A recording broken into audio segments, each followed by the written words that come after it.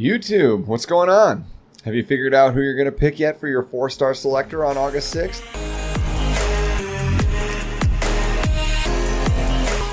Hey, what's going on, guys? My name is Armin with Level Up Together, and today we're going to talk about the 8.6 Hero and Artifact Bug Fix and Recall Notice. Now, there's a couple things that are in here that are actually pretty important, but there's only one thing that we want to talk about directly in this video, and that is what do I do with my Champion Zerato now that he's getting a little bit of a nerf and I've got an extra one or maybe two lying around.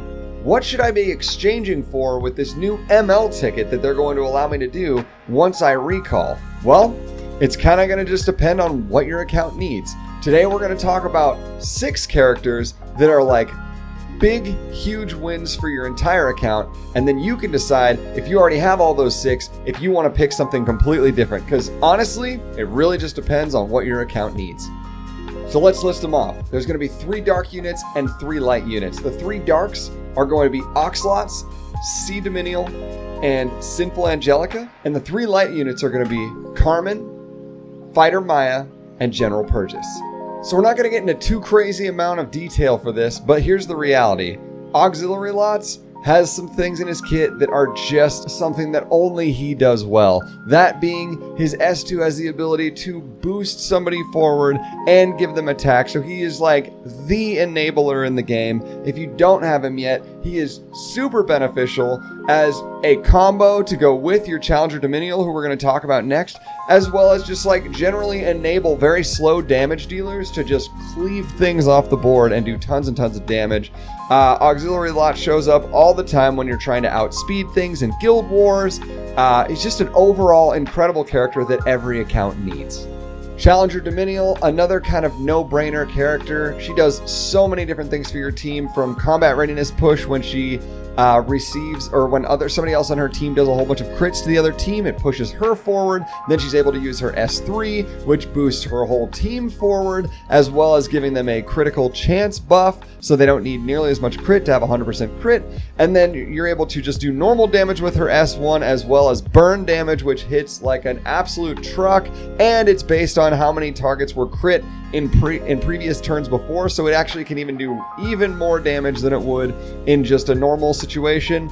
She is a one-of-a-kind hero at this point. Nobody else does what her job is in the account, and thus she is definitely one of the ones that you're going to want. Sinful Angelica, an almost brand new character that we have here that's actually on the list of things you can actually pick up. Incredible character. The way that she works is her S3. She's actually able to give attack buff and speed up buff to everybody on her team, as well as give immortality to herself for 2 turns.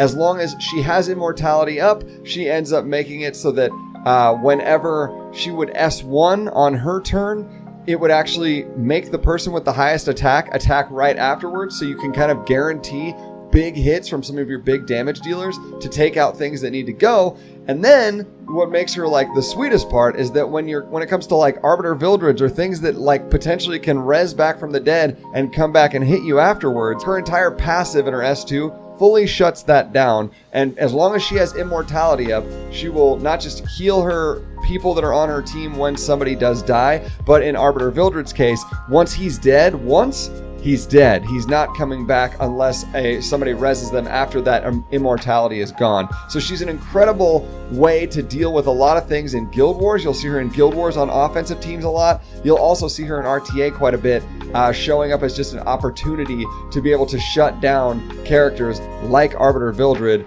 with quite a lot of ease. Then into the light units, we have 3 different light bait tanks for you to be able to build. The first one is Crimson Armin, who has a built-in adamant shield as her passive S2, so that's amazing. You don't have to use the artifact, you just kind of have it, which is super good. She has 2-turn immunity and 1-turn invulnerability. Sorry, it took me a second. In her S3, which is amazing for the whole team, so you can use her in a lot of auto comps for either arena or in Guild War offenses. I use her all the time. She's super, super good. And then also on her S1, she has a provoke, so that's also super, super helpful. Fighter Maya is also an amazing character who we are just now seeing a ton of in our Guild War fights recently, which is why with my exchange ticket, I will definitely be picking up her. She has the ability to basically schleff off debuffs and put up a defensive buff on herself. She thrives off of the defense stat herself, so naturally gets stronger using gear that is honestly stuff that you wouldn't roll for almost anybody else. She's just a really unique character in the way that she gears, and she's not terribly hard to do that with. When an enemy's health is under 30%, damage dealt increased by 300%. So you're able to kind of walk up and do like sort of a baseball home run hit on people when they get into the like lowest ranges. So she's just kind of got a fun S3 as well as like does a good chunk of damage. And ultimately, when I said light bait earlier, all of these characters that have the light in their title, sort of, they have the ability to be able to, any dark units, a lot of the strong dark ML5 units are going to be forced to attack them in Guild War situations, which is what makes these types of 4-stars incredibly useful. S1 also has a taunt just like Carmen. Phenomenal character. I can't wait. This is the one that I'm going to be getting myself. Last but by no means least is General Purchase. This man is incredible. You put him up front in a lot of situations. When he gets attacked, he pushes combat readiness of your entire team. When he gets hit, it's amazing. When he uses S3, he has a chance to stun up to 2 people on the enemy team, as well as give an attack buff to everyone on your team, so he's a huge enabler. On his S1, he also has a taunt, much like the other 2 light baits, and even though he's a warrior, you can actually build him with, you could put a Proof of Valor on him to make him even tankier because he's warrior. You can put some of the warrior specific artifacts on him, like Durandal, things to like push even further when he gets hit, more combat readiness. The man is a beast. A lot of people are finding that they use him for Wyvern 13 teams. He's up front. He makes things go a lot faster, so you can build really slow damagers that hit the dragon harder. He is used all the time as a light bait when you're using light baits in Guild Wars offense. He is regularly found in RTA. This guy has seen a huge resurgence of use, I would say, in the last probably 3 to 4 months, due to RTA and some change-ups of just general use for most people. And a lot of people are starting to see the value in this particular character. Must have, make sure you get him. Some honorable mentions would be BBK. If you need something to take out your Arbiter Vildrids on like the second turn, you can definitely use that. Watcher Shuri is really great for just taking out ML Kens really quickly. Does a ton of single target burst damage, so he's a solid character. Blaze Dingo is used quite a bit in a lot of like RTA situations these days, especially if you use Blaze Dingo with like a Ludwig. Guys, I mean, the list goes on. There's so many from, I mean, initially it would have been Zerato. There's an incredible amount of ways that this can go. And even if you wanted to build some of the assassin characters like Assassin Sid, Assassin Coley, also amazing picks. Whatever's going to be best for your account. This is honestly an amazing situation for all of us to be able to pick up that one character that has just been evading us for the longest time. So congratulations to all of you guys that have your Champion Zeratos. Congrats even further to the people that have pulled it more than once, because now you get to keep your Champion Zerato and pick something else. So this is going to be the end of this particular video. I hope you guys enjoyed it. Again, like, comment, subscribe, put whatever you think is your favorite 4-star that you're going to be picking, even if it wasn't on this list. Put it in the comments. I'd love to hear from you guys.